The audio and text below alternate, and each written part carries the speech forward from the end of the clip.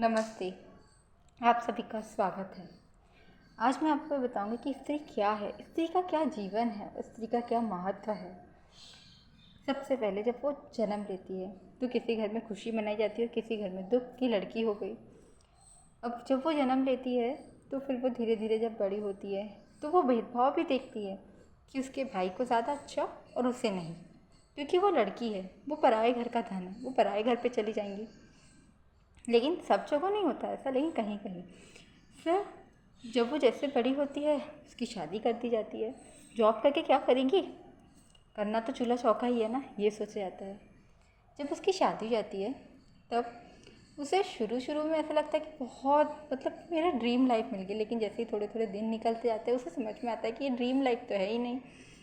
फिर सब सोचते हैं कि इसे बच्चा हो जाए। स्त्री की पूर्णता बच्चे होने में ही है ना, ऐसा माना जाता है।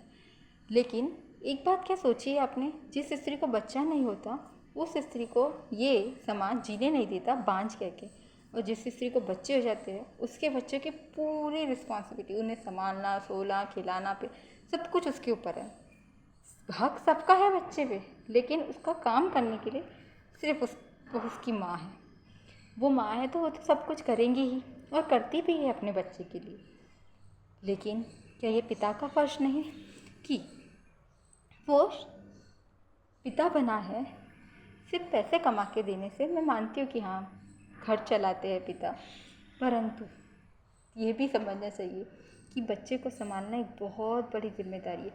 24 घंटे स्त्री अपने पूरे जीवन के उसे दे देती है बच्चे को, और धीरे धीरे वो बच्चा बड़ा हो जाता है। और जब वो बड़ा होता है तो वो क्या कहता है, माँ तुमने किया ही क्या। ये है स्त्री का जीवन। पता है आपको, जब शादी होती है ना लड़कियों की, तब अगर उनसे कोई गलती हो जाए तो पूरे ससुराल वाले उसे ब्लेम करते हैं, लेकिन वही गलती अगर उनके लड़के से हो जाए तो वो उसके साथ में खड़े होते हैं।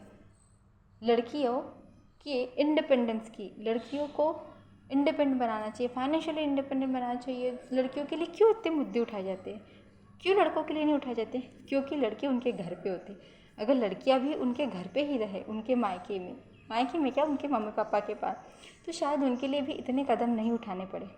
क्योंकि जब अपना बच्चा गलती करता है तो उसे माता पिता स्वीकार कर लेते हैं, लेकिन दूसरे के घर से आई हुई लड़की अगर वही गलती करे तो वो उसे कभी स्वीकार नहीं करते, उसे ताना ही मारते। इसीलिए शायद लड़कियों की ज़्यादा वुमेन एम्पावरमेंट पे ज़्यादा बात की जाती है, उसी का यही कारण है।